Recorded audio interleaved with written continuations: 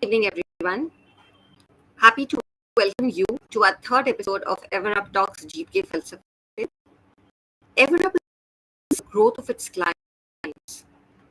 This we intend to help and teach the leader within each. We share strategies, tips, and information that help you forward to be a leader.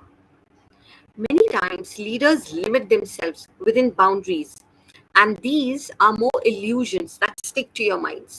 For instance,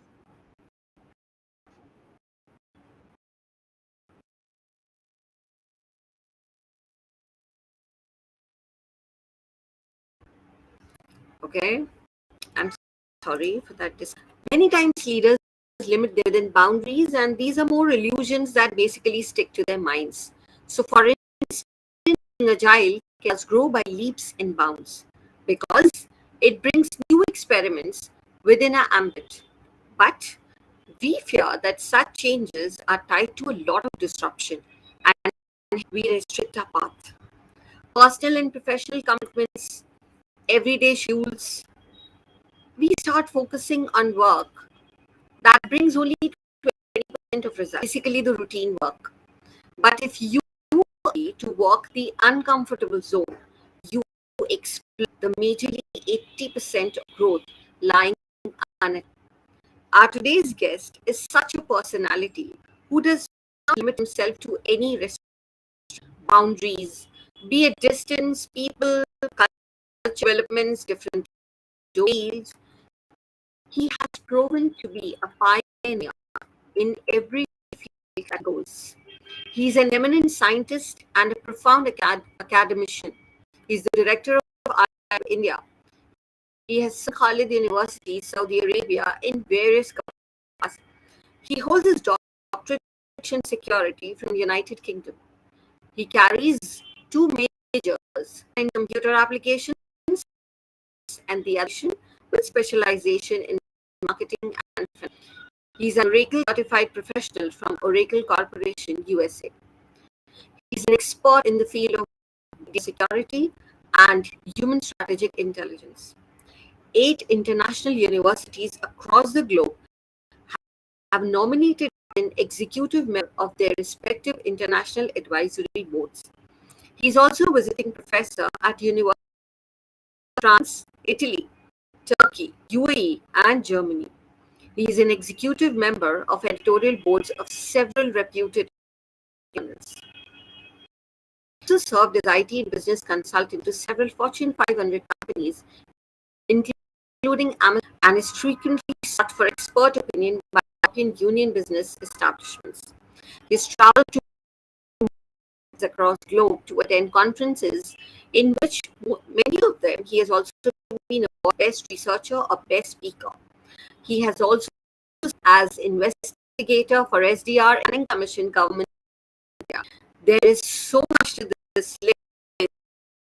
I will finish the entire introducing him. So without any delay, let's welcome the guest himself and know him more. Please welcome Dr. Rizwan Thakur. Good afternoon. Nice meeting you and nice talking to you. Pleasure to talk to you and thank you so much for the invitation. My pleasure, and I'm sure everyone would love to know more about you. There's so much that we can learn from you. So, my first question, Dr. Rizwan, there's so much in so less time I feel that you have done. So, how start your journey? Uh, Thank you so much. The first question is the very best question. Uh, from the very, you mean to say that from the very childhood, I had been into the domains. People call me as a perfectionist and, oriented in terms of the time frames and time schedules and other things. Rather, you can call me as a best, in terms of planning, scheduling, and executing things in my personal curricula, and that led me to move quickly in quick successions of time. So it's like you have good planning, you have good execution, and you know where you stand, and you have the zest to zeal and produce in yourself that articulation that you have to do something in life. And definitely things and environment help you in order to sustain and in order to pursue your goals and objectives, especially the orientation of the life and towards the achievement of the accomplishment of the tasks which you keep in line for yourself. So I think uh, that very bent of mind helped me, and I moved through in the quickest successions of time. Great, great. So the way that you started and then so many new ventures, you kept on moving. So was there any plan that you had in mind that after this, maybe this, and after this, maybe this? Or is it that things kept on happening with your efforts and this is how is it that it's coming my way? Uh, nice, nice, observation.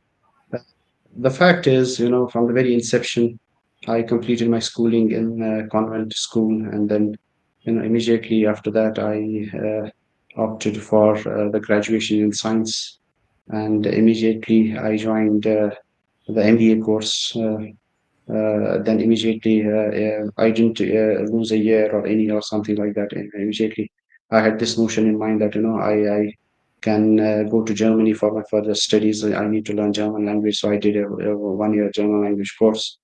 Somehow there were some what we call it as the complex issues, and I couldn't make it to Germany that time. I did my another master's in computer applications with a specialization in wireless and mobile communication. And once I did so, but thank God that there were a lot of support from my family side. Also, they were not insisting that you need to earn and do something for yourself.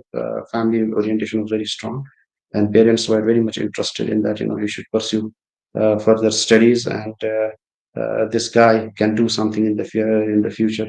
He can help us in a long, long way, provided we give him the ample space and opportunity. So luckily, thank God that I got all those things, and then I joined sometime very brief time. I joined Amazon. I joined V Angels Technologies UK in the United Kingdom, and thereafter I was again that thought provocation, like you need to pursue your PhD and other things. I went to England and completed my PhD in information security, and thereafter I got luckily all these things synchronized so well that without wasting even a single second of my life, I jumped. Rather, I didn't walk. People say Rizwan doesn't walk, he runs. So this is what I'm getting the feedback from my own peers and colleagues and my batchmates. And it was a compliment. I knew after so many years that one of the faculty, one of my batchmates met me and said, today I'm telling you something about yourself, and then you don't walk. Even we were noticing you in the university, you don't walk, you run. So immediately after completion of my research, I went to King Khalid University, got an opportunity to head the department of computer science. So there I just see back. So alhamdulillah, thanks to God Almighty, I'm here today in the cookie. Honestly, I tell you, there is nothing like sometimes luck. I'm very fortunate in the sense that I got so many opportunities in the quickest successions of time and without wasting. I didn't put all the eggs in one basket. I put it in a diverse way so that if this doesn't work, then Plan B works. So thank God, my plans A always worked. So it was like a foolproof planning and execution of all the things, and then it articulated in streamlining things, and then moving concretely in a direction that I wanted to pursue, and then brother, God is always helping, and inshallah, God will help in the near future as well. Absolutely, and that will. And so, I mean, a lot of things brought forward. One was that you absolutely spoke. But I think it comes your way difficulty, like you were saying, complex issues, and because of which that time you couldn't go to Germany. But yes, your family was always so supportive. And one important thing that if family supports, Mm. it's so easy. Things seem to be so easy, or rather, even if they are not, we are ready challenges. And yes, I do agree to all the people who say, in fact, I would see you leap and run to there. So, But you spoke. I mean, maybe people feel that, yeah, it was easy, opportunities were coming easily the way and all. But I would say that sometimes opportunities lie in small holes, which we need to dig through to get hold of them. And I'm mm, sure such ways have come forward to you too, but you need that. So anything that you would like to true. share about it so that people also Right, understand how they right. should look for it? Exactly. Nothing is an easy cup of coffee or tea. It's like hard work and intelligent work. You need to put in all efforts together to get things done. I tell you of an instance like my parents. Once I did my 10+2, I asked my parents about all my batchmates are being sent to Russia for MBBS, and you need to also support and help me in terms of financial things, and then you need to do me a favor by helping me the payment of the donation so that I can also get a best this degree in terms of MBBS and other things. They said my dad, he said, what is the fun of uh, mm, being you were admitted in a very nice school that is number one school in the JNK, and that's Burnhall School. And I put a lot of efforts. I know you have the core competence, you can do it, but I am not with this with the thing that you would be given the payment, and that on the payment basis you'll be studying. So I thought that was a bit uh, and his words, I mark his words. He said, my dad said, aim high, there is no virtue in easy victory. There will be always remorse in the heart that you had been helped with the payment and other things, and you should always compete in an open merit. And thank God that on all my career and professional endeavors, I have competed in open merit and succeeded and sailed through.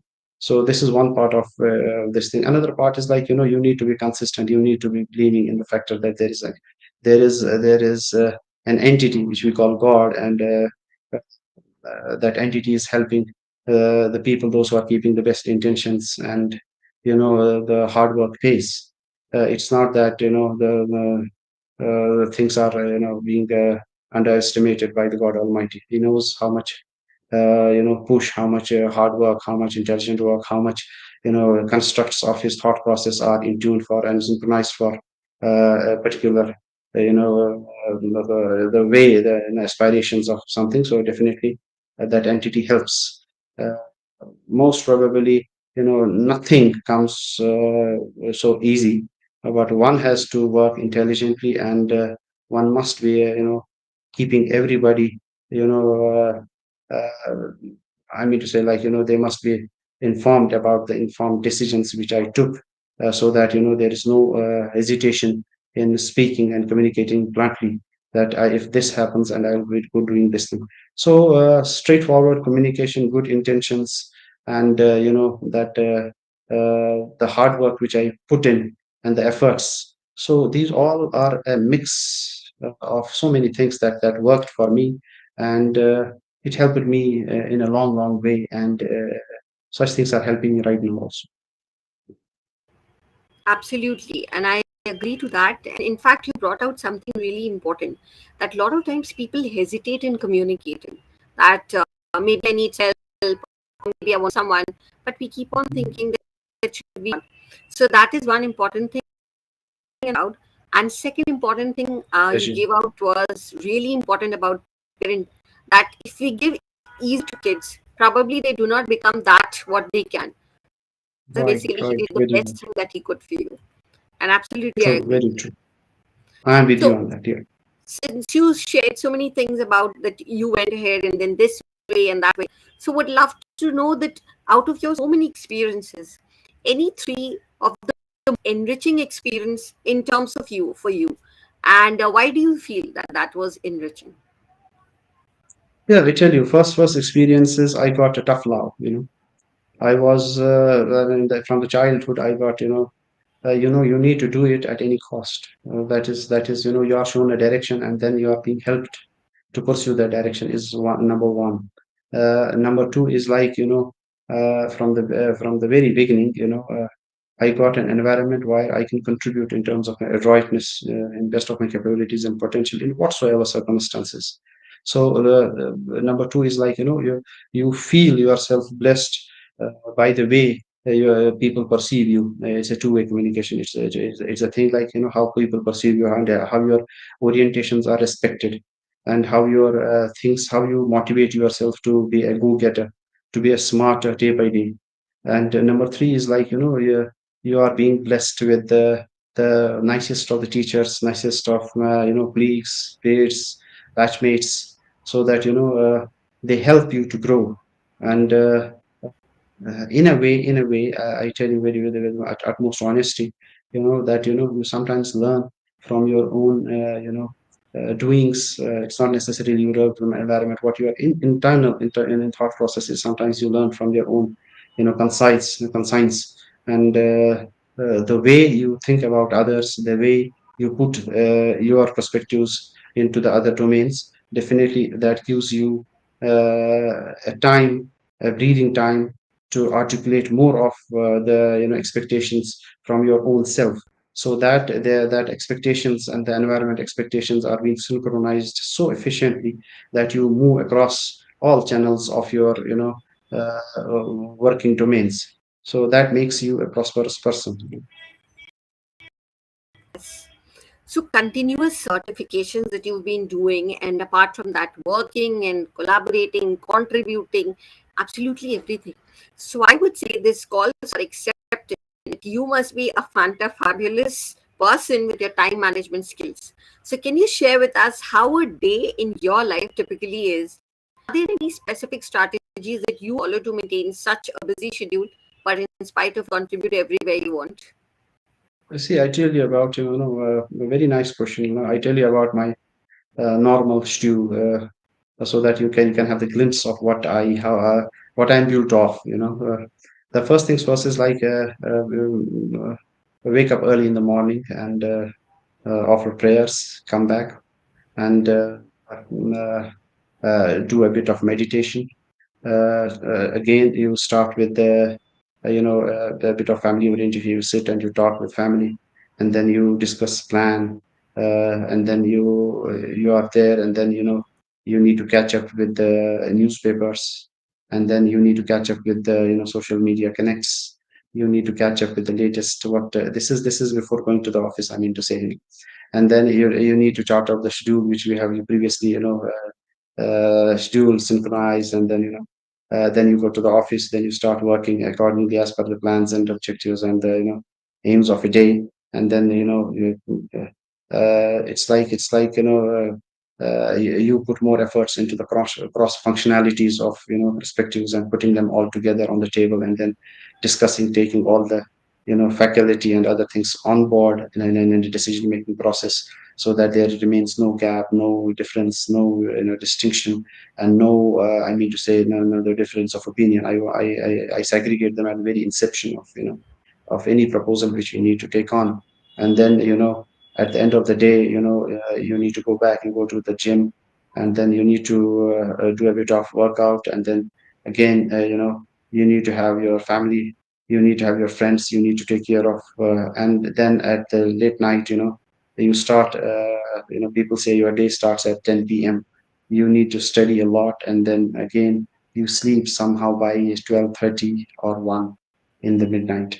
So this is how that answers your question, that nothing is easy, so easy to fetch as an easy cup of tea. You need to put in a lot of hard work and sweat and blood to get things done for you and for your family and for your society as a whole. This is how I see things, that they have helped me in order to see myself what I am today.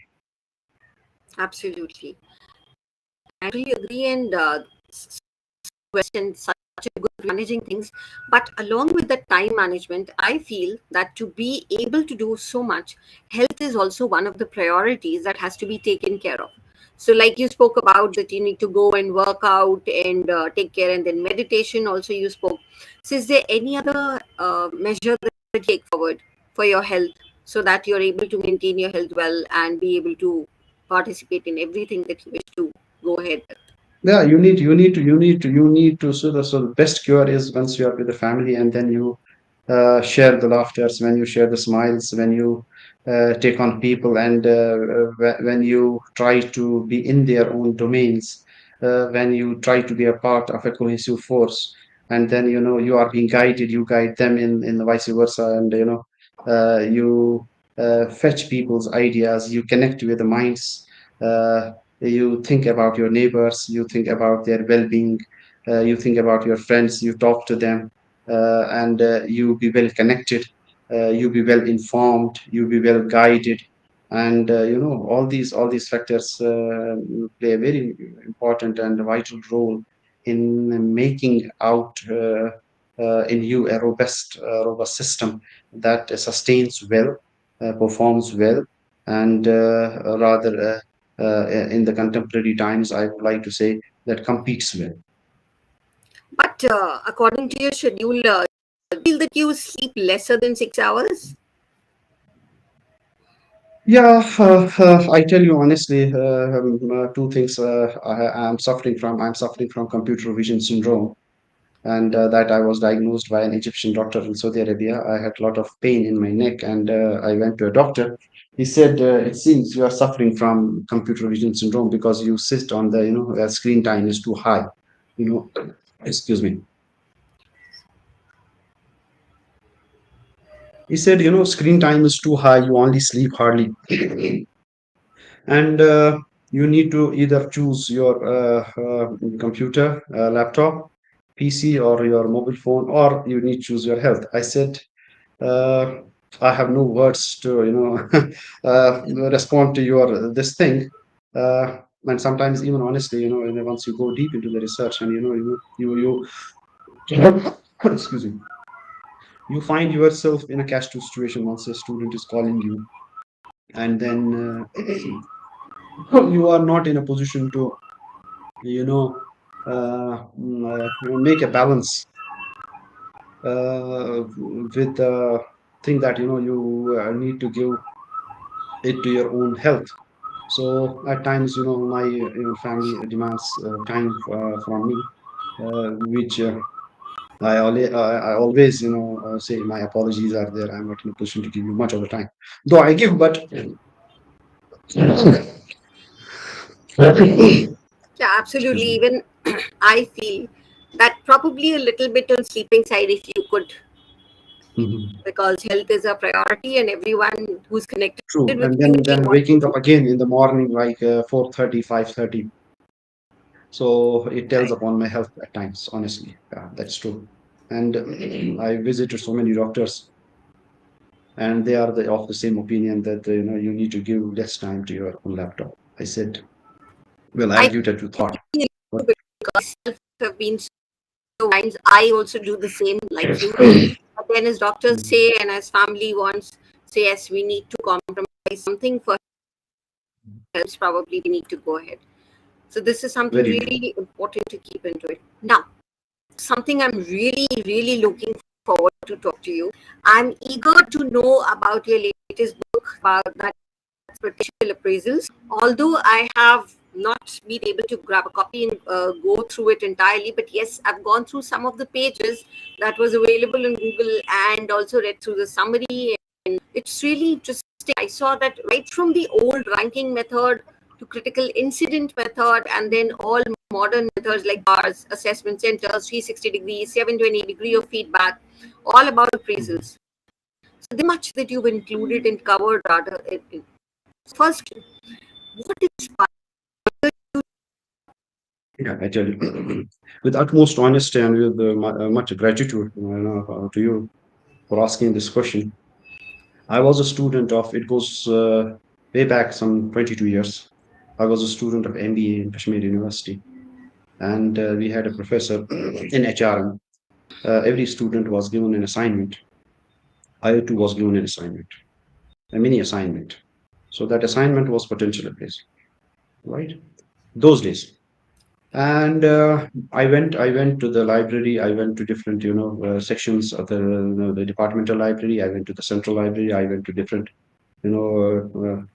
state of the art libraries. But I found rather negligible, amount of data available on this topic. I went back to the professor. I said, Professor, you have given me a topic. I am not in a position to get any study material on this. You have given me a very tedious topic. He said, yeah, I mark his words. He said, if there is no material available, why don't you create your own material on that? I said, sir, I'm a student right now. I'm not in a position to, I'm here for MBA, not to write a book. He said, no, I won't change the topic of your title or the assignment, so you need to do it. Rather, I went to so many, even other than that, I also visited so many libraries and other things, but I found no, study material available on this. Ever since then, since then. to the date I authored this book. In every year I was looking, because that was in my the thought process that somebody might have written a book, somebody might have written. Again, I was checking internet, I was checking Google, I was checking Amazon and other things. But till date, nobody wrote a book, concrete, straightforward, conceptual book on potential appraisal. Though the concept of potential appraisal is there, and it was based on in HR and a performance appraisal. Gone are the days of performance appraisal. That system is gone. Now, the fact is, excuse me. The fact is, even in the recent, a cup of water, a glass of water, please. Uh, I found it, the whole of my this thing. No book could be written ever. Though this topic is being taught across the globe in all the universities where MBA in HR specialization is being, offered. The thing was, it was so pinching for me that despite the whole world knows about this potential appraisal and other things, but there is no concrete book, there is no concrete evidence of where from they are going to get this knowledge and pass it on to the students. So luckily, uh, I got this idea, why should I do a bit of research on this, so that I can assemble so many thought processes and other things. It took me near about 3 years to synchronize efforts in fetching in fetching resources for this book, in order to get things from the current research scholars, those who put in their efforts and what they are saying about this. And I found rarely 2 or 3% of the topics relevant to what is potential appraisal all about in the conceptual point of view. So thank God, in these 3 years, I had put in, all the efforts, rather catching brains of different nationalities, even professors, research scholars, put together, getting their knowledge constructs, and drafting, studying all these things, and then drafting it, putting it into this thing. Ultimately, I came up with this book, and luckily it got published, and thank God it has become bestseller. Rather, I should say there is no competitor of my book, so that's definitely it should have been the bestseller, so it has become the bestseller. It's definitely a good book. Thankfully, then the credit also goes to your brother who gave you that. See, and a quick one. There are so many methods. So just to understand, which methods do you think, if we go level wise, should we pick apt like different methods? Maybe for juniors something is better suited, and for seniors something better suited. I'm not getting your question. Could you please explain I a mean bit that details? so many performance appraisal methods that you've spoken about. So is there Mhm. that we choose, usually the HRs who choose for the appraisal? So is it that some methods are better for the junior level employees when we evaluate them, and some methods would be better for the senior levels? Very nice, articulation you have put in, a nice observation. I tell you an example. I tell you of the concrete thing which happens in the past. There are two distinct things, if we talk about the appraisals. One is based on what you have done in the past, and we calculate that we assume that since you have done all the things best in the past, or ABC person has done all the things in the past, synchronized, he has put efforts, he has so definitely, by way of assumptions, we think that this person is going to continue the same trend, and then he's going to perform well if we give him A, B, C roles. Right? This is how we see the performance. Based on some performance, we assume that uh, based on his past, he is in a position to do well. Right? But what if he is not doing well? Question arises: what if he is not doing well? Suppose a person, or an executive, corporate executive from America, he has done so well. He has been given promotions overdue to him, and like if he's getting a promotion in 5 years, he's been getting promotions in 3 years, right? And now that American manager a person from American origin and a manager is being sent to other part of his office in Japan, right? He is not in a position to perform because we had expectations. He has performed very well in this environment. Maybe in this environment, he performed well based on some factors. But once he moves to Japan, he is not in a position to perform in accordance to our expectations. Where is the problem? Problem lies that person was assessed based on his performance, the previous experience. That doesn't in such a dynamic environment, changing environment of the business in the current times, in the contemporary times, it's not necessarily that that person will definitely work in accordance to our observation and expectations. What is most important is we must understand, we must calculate his potential rather than performance. Whatever, even if a person has not done well in the past, he performs well given a new environment, given a new situation. So those factors need to be ascertained from the concept standpoint of view. They need to assemble, they need to get assembled, they need to be revised, they need to be thoroughly processed, they need to be refined, they need to be articulated in terms of the knowledge constructs, so as to put in on to the HR executives, to the corporate world executives, to the practitioners, to the owners of the business, so that they understand the real practice, real trends in the contemporary times is not performance, it is potential. You need to check in the DNA of that person, DNA of that individual, what he is all about, his thought process, his willpower, his knowledge, his expectations, his new environmental influence. So it is not necessarily that whatever he has done in the past will work. It's not possible. Right? It isn't, and the trend is like it's not synchronizing with the expectations which we keep for him or her in the near future. So potential appraise plays a very important role, that one needs to estimate the potential inside that within individual, for giving him new assignments, for promoting him, and from for making the succession pipelines, for giving him the future roles, for keeping an expectation from him. So all these things matter. So that is why potential is being given much weightage than performance as such. Absolutely, and I do agree definitely with you. In fact, you beautifully articulated that also. That ideally, what people do usually in the rating process, even the leaders and the HR, that's basically a post-mortem of what has already been done. But that proactive nature that should come forward to analyze what is the potential of the person giving in, probably people forget or they miss paying attention to that. So yes, definitely I True, agree that true, there are loopholes in the process.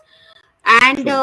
according to that, like a lot of times I've been heard that when performance appraisal happens, employees, some are definitely happy who get rating and all, but some are not so happy, and some people also feel the system is biased. This is also coming back. So it may be, it should not be, it all depends. So what about the objectivity of the process? Because when you are judging the past, plus you're also judging the potential, some sort of objectivity miss comes in. So how do you substantiate that? Any advice on that for the leaders in the HR who True, would go true, forward? true.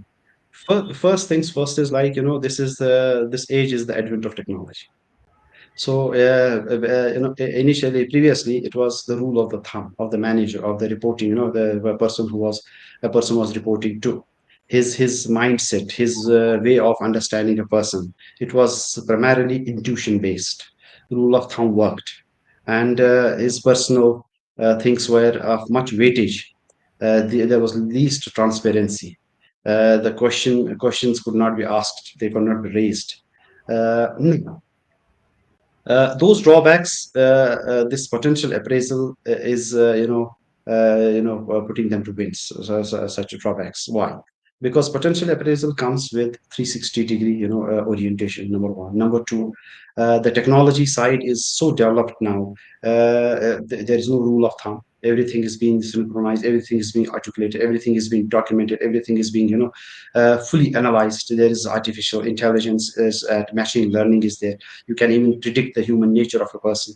You can understand, you can easily take into the constructs of the mindset. You can understand his thought process, you can understand his way behavior, you can understand his the potential. You can even overall you can calculate.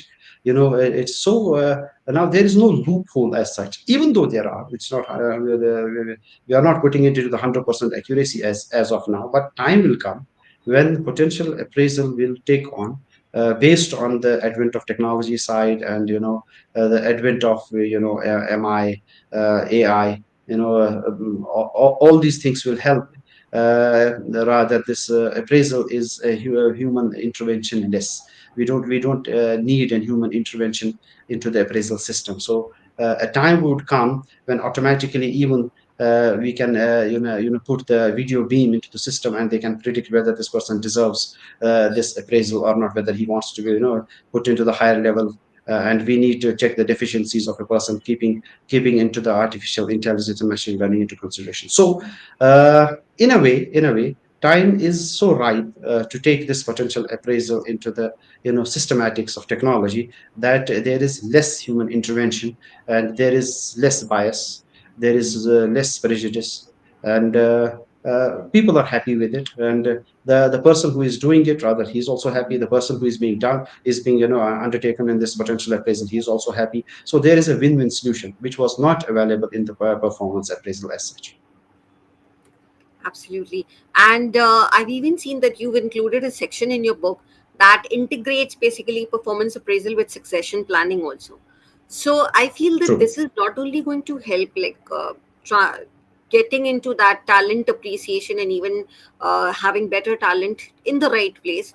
But what more is there, I feel that even the recruitment budget or the recruitment plan that people create, possibly this attitude, creating that talent hierarchy, would probably help them even tweak their budgets in a more, what would I say, realistic manner, right? Because you True. are actually True. I tell you, linking I tell all. you, I tell you an instance. I tell you an instance of this. There is, sincerity of purpose comes into the existence once there is, potential appraisal.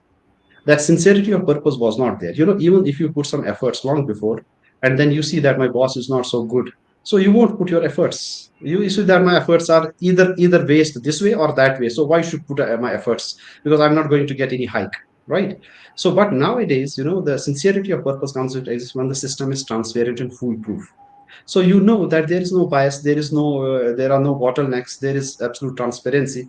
I can judge my boss can judge me, peers and colleagues can judge us both in a 360-degree fashion. So there is no scope, there is no room for any hanky panky things like that. And then nobody is a favorable system to an IT machine learning, and this artificial intelligence is a biasless thing.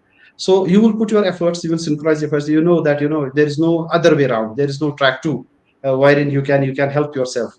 Only competence works. So the system is foolproof, and people love to do it.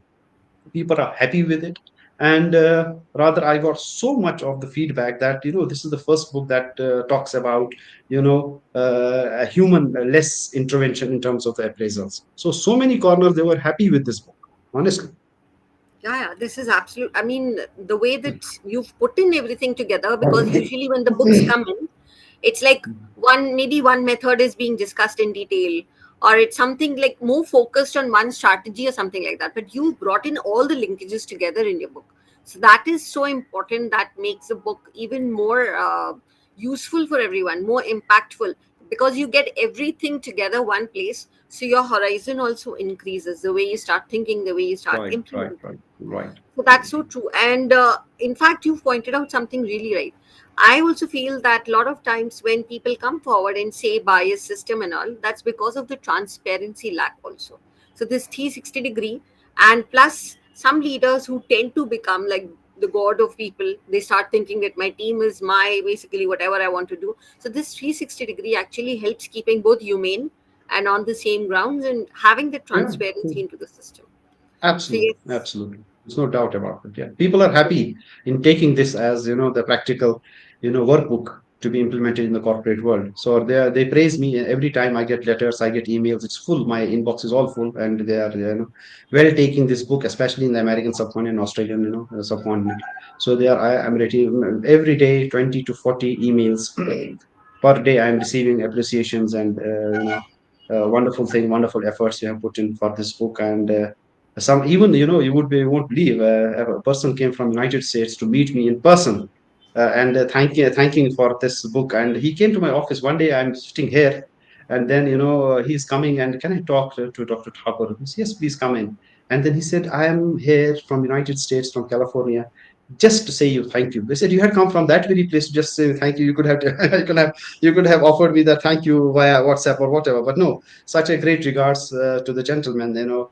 And then he personally came in, and we were then we had a chat, we had a coffee together, and I offered him a cup, a cup of tea, as well as I offered him my copy of a book with my signature also. So he was so pleased, and I said, "This is I'll keep as a souvenir for myself, for the for my even for my kids. This is for my personal library." And he was so happy with that. He was so delighted in a way. And you can understand the how people take this. It's a good effort. It's a good thing, and people are taking it in a nice, constructive way. And they love to go through it. Even the HR practitioners and global practitioners all over the world, you won't believe it. In 35 or no, for 37 days, I mean 37, yeah, 37 days, the book became a bestseller in Amazon. So this is the achievement, out of And I've got this every now that even I will have to yeah. come in personally. Thank you, so that I also get a No, signed it's copy. okay. Great pleasure. I love to receive you anytime here. Yeah, because I'm going to get the gift also, like the signed copy of Yeah, yours. pleasure. Pleasure is all mine. Pleasure is all mine. Okay, a quick one on this. There are a lot of students who keep coming in my classes also when you say that they want to travel across countries to study, or even some professionals who want to go global for career. So, any quick advice on how they can locate opportunities for that? I tell you, very honest, the fact is, before, you have this intention or you make up your mind to go to different countries for your further studies, is like, you need to do a lot of research. People land at very bad situations and bad places wherein they are being, taken money, they are being, like, they are being taken for a ride, they're not being given do what they are expecting from the consultants and other things. There are a lot and lot of scholarships, and these scholarships are every nationality in the foreign country, especially in the West. They are having the university, and they have a special budget for the scholarships and for the studentship. And in the light of that, they need to, do a lot of research. They need to come up with the expectations of that particular university and that particular professor, or that particular department wherein they want to pursue their higher education, be it a master's degree or a graduation or PhD or whatever research postdoc. So things are not like, you are helpless because of the financial resources available to you. Only thing is, you need to come up with the expectation of the people, those who are in the granting position. They are granting you the scholarships, studentships. First things first is like, you need to do a lot and lot and lot of research. Even a person who is not in a position to write his CV, or make his cover letter, or make he's expecting a scholarship of $10,000 a month. Is it justified? No way. No way. I tell you, so many people will keep on, intimating me via email or via messages or via personal, communications to me, that please help us to, get me a scholarship outside this thing. I tell them that this is primarily your way of how you work on it, how you get your things done, and with the sincerity of purpose, with a lot of focus on what you are expecting from them and what they expect from you. If that matches, nobody is going to take your scholarship. If it is like that, in the foreign country, they are the most sincere people. I tell you, honestly, the utmost honest. They are so sincere in their articulations, in efforts, in their doings, that you won't believe that they won't even hesitate to reject the person belonging to the son of the prime minister, even if he's not competent enough. So they are such sincere people. So lot many people, uh, they can easily get a lot of resources available on the internet. The specification is given, the orientation is given, the timeline is given, the expectations are given. Match those expectations, you will definitely get them. Now, don't need to go to the consultants and seek, they ask you for 4 5 10 lakh rupees, and they ask you the commissions. That is your hard-earned money of your parents. Don't go that way. Think of being helped by yourself, rather than you will not study a single page or single book and then you expect that your scholarship should come. No way. You need to do it at your own level. So I think, my humble submission to all those, those who are listening, It's like, you need to work it on your own self. You need to match the expectations, and you need to come up to the expectations which those authorities, those who are offering you the scholarships. There are multiple millions of scholarships all over And the yes, world, rightly and they do you research would and love to see that even in the West. So many people are going. They are being paid the airfare, air itinerary, their stay, their boarding, the lodging, their food, and other things also. Who will pay them? Who will pay them? So only thing is, like, they need to come up with their own expectation and expect of the institution those are offering the scholarships. No need to go to consultants and other, blah, blah, blah. That's the wastage of time, and that's the wastage of money. absolutely. And I believe that yes, you're right that also while they do everything, they need to properly research so that they land up to exactly Yeah, the place that they yeah. should. Absolutely. So another quick question that I have is, what are the developments that you look forward to that expected in the coming years in terms of big data and AI? Anything to that? Can you repeat the question? The developments that you look forward to in the next 5 years, basically in terms of big data and AI. What are the developments that we look forward to? Yeah, very very nice question. I think you have been a very tech savvy yourself. That's why you're asking me such questions. Wonderful, wonderful. Nice introspection. I love that. Honestly, you are keeping such of good competence in asking the concrete questions. I appreciate you for that. See, 5 years down the line, I would see things moving very fast. The pace of the development was okay, but now the pace of the development would be so swift, and there would be technological overlaps, what we call it as. There would be, uh, you know, we call it as the encouragements in the professionalism as well. Sometimes you find a system which is shaking out all the things. I give you a small example, the previous example, and then I will substantiate the example analogy to the current situation. We have had a watch, we had that we had a calculator, we had a telephone, we had all in now one. Let's say we had a TV, we had a telephone, everything now comes in a mobile phone. So now this mobile phone, if we get into the artificial technology, artificial intelligence, and this advent of the technologies, it would become superimposed. If we had the blood pressure machine and BP machine, and all the things are now available on your fingertips using the mobile phone. You can even imagine, heartbeats and other things can also be even, so so so in the time to come, due to the technological advancements, there would be superimpositions of the professional connects. I mean to say, so there would be intrusions into other professions. So there would be shakeouts.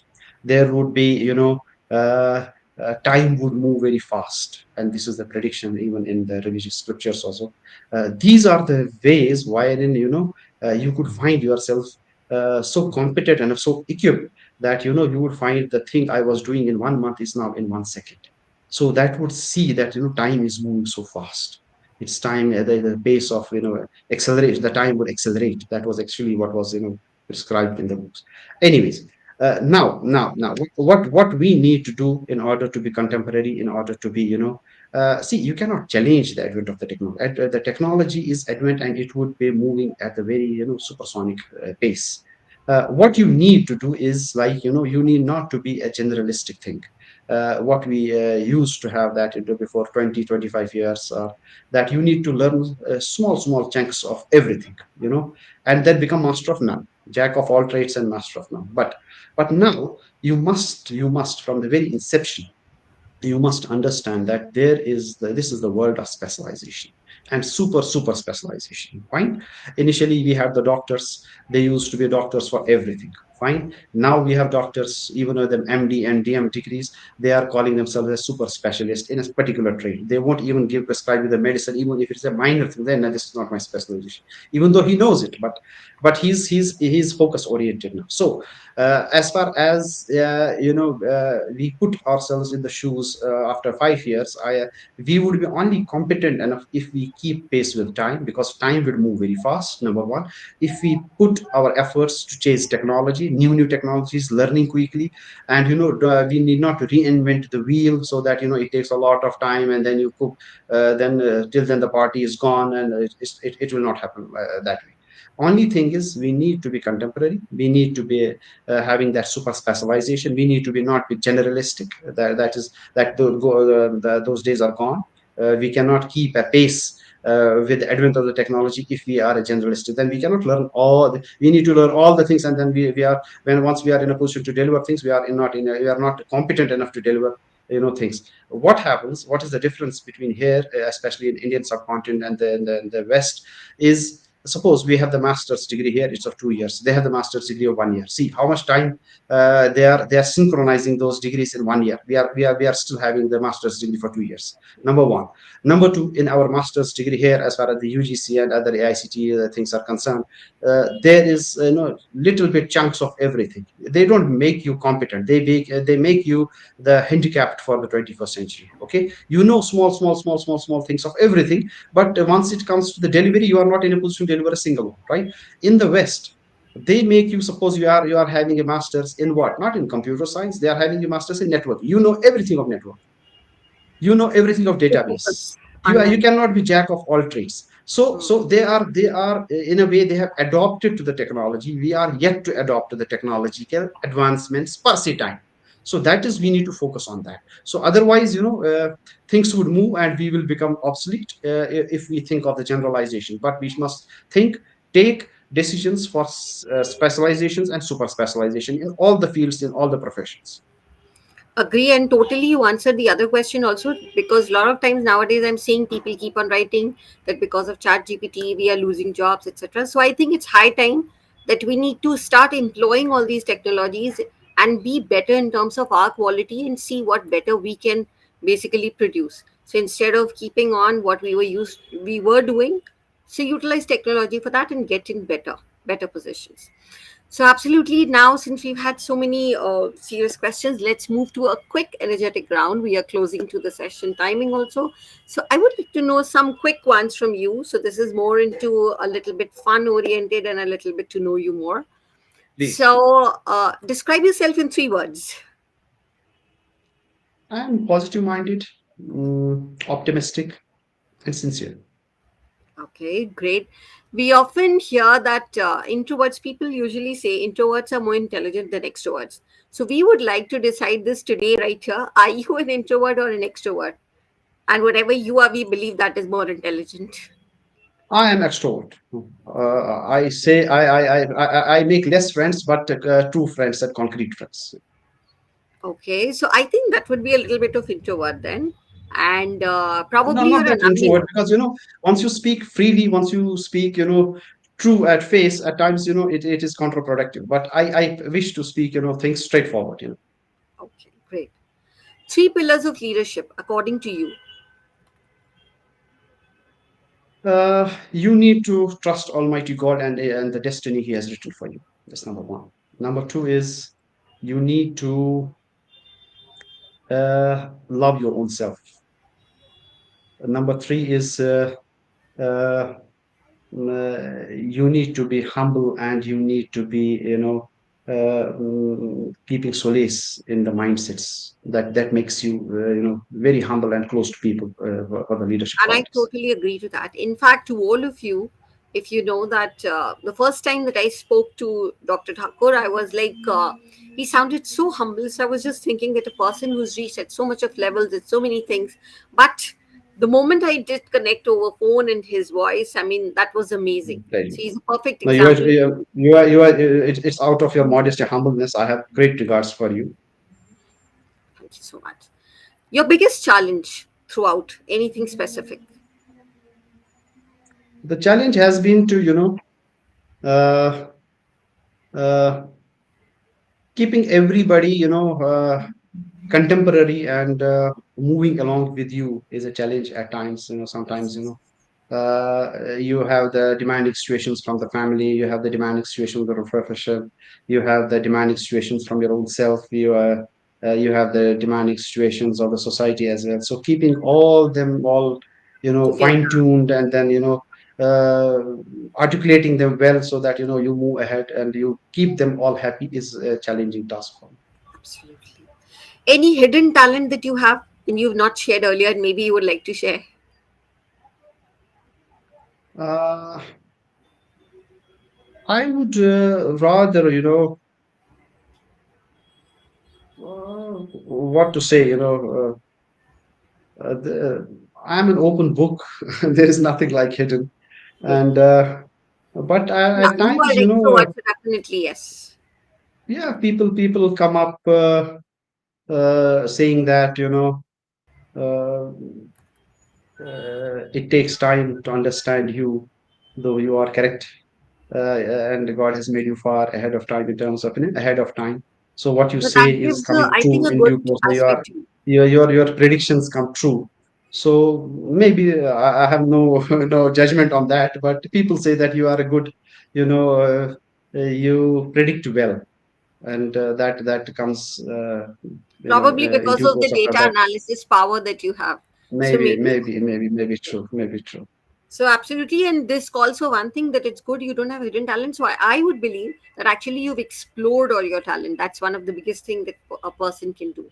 So on this, a quick another question: what makes a person better than the competition? If one line advice you have to give to people, what makes a person better than the competition? You understand yourself well and keep a radar on your competitors. You must know your competitors much better than the competitors know themselves. Wow, what a line! That's absolutely, and I agree on that. Okay, and now let's make it a little more to know you. If you could invite three people to a dinner party, who would they be and why? Anything specific, anyone specific you really look up to? I would like to. I would love to have dinner with you. You are the first person to be invited, and I would love to be my a person. I would love to is one person is in my life is a professor Sahaf. He's an authority on the marketing. He was in Sharjah University as a faculty and a professor there, and I learned marketing skills from him. So that is rather, I would not even miss a single second, even if he's a single alphabet from his word, from his mouth. So that is this thing. And third is I would love to be with my wife and have a dinner and have a nice time together. Wow, so I'm invited, so I'm going to meet both of you together. Lovely. Yeah, obviously. Pleasure is all mine, and make it sooner. That's better. Okay. Um, what's the best personality trait? Is it that you would like to go with the same? You said being humble. Do I take that as the best personality trait? You need to be humble with the sincerity of purpose. That's it. Yes, absolutely. No fake looks and no fake Humbleness faces. works. Humbleness works always. Yeah. Any book that has deeply impacted you? Any specific book? Yeah, one is the most important thing. Two books, they are my, guidance is the Holy Quran and uh, and Sahih Al Bukhari. These two, often makes me nostalgic, and it makes me at times, so emotional that, you always get something out of it. Even though if you turn the pages and you don't read it, you get something out of it. Trust my words. So You get these books to are my relate, inspiration. These books are my, ins and outs. So nice going through them again and again and again. and you get your answers also a lot of times, whatever you're looking for. Absolutely, absolutely, absolutely. So anything that always makes you smile. Yeah, uh, the people, those who are around, and once they catch me, as in the recent past, they were calling me as a tourist has come because every time I would use for only 2 or 3 days and then move back. They were calling me tourist, Dr. Tourist is there. And, before asking me, how are you? They'll say, when are you going back? Oh wow. So I was not having that much stringent time schedule. So that made me laugh all the times, even before greetings, they were saying, when are you going back? I said, you are offering me a greeting, or you are saying when you're not liking me. So that's why you're asking me going back, So, but they were so all humble. They said, no, no, because we know that you have a time scarcity and you would be more than for 2 3 days and then we move back. So all the time they were, expecting to have a picnic and to have an excursion, to have talks, and to have. But that time I was not having, So that made me always, a funny character within my own friend circle. Okay. And last one on this, if you write a biography of your own, what would the title be? Uh,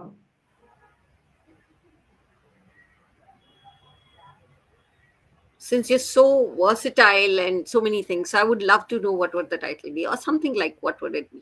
a man with a perfectionist orientation. Okay, great. Okay, and you named your professor.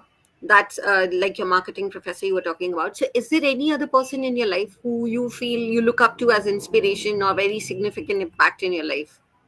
Obviously, my mother is, she has, put all her efforts. What I am today is, based on her, tough love. I mean to say, to get things done, you have the potential. I know you are going to do it and do it. So it was so straight, and she used to sit, she used to discuss, she used to think. She was a mentor of all kind.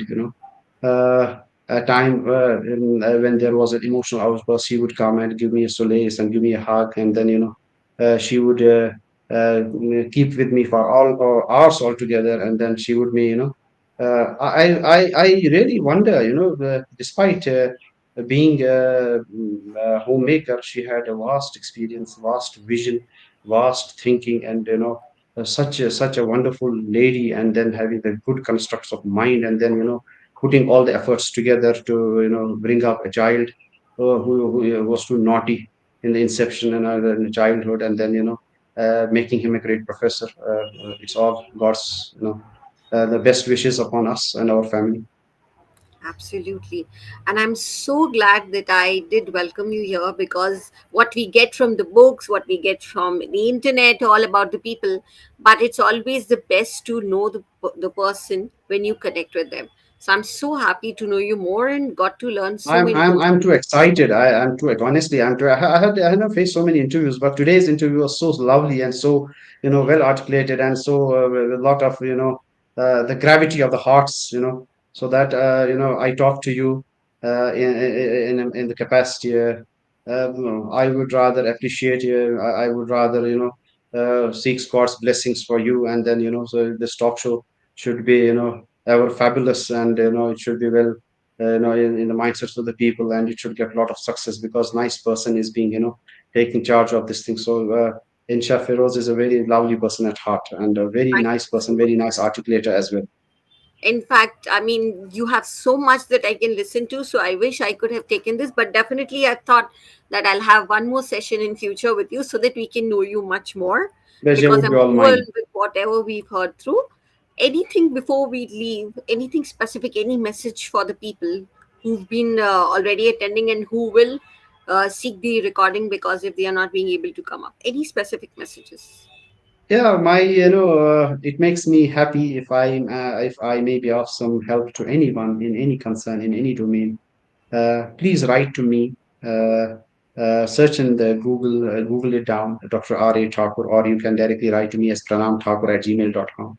I would be there to help you in any essence, in my, terms of my own capacities, in terms of my own doings. Whatever is possible for me, I will be there to offer any help to any institution or to any person in individual capacity. I would love to offer help and, helping hand. And this, I would reiterate that he's absolutely right. He's always there to help anyone. If you want to know anything, you can also Mm. just quickly connect with him on LinkedIn, because we connected through LinkedIn also when I had seen his profile and I went ahead and I was like Lovely. interested to know more. Truly So, appreciable. everyone, thank you so much for being with us. And we humbly and a very big thank you to Dr. Thakur for giving us his valuable time, because I know his schedule is very busy. Thank you so much. So lovely of you. God bless you. Thank you. And thank you, everyone. Bye. Take care. Bye bye.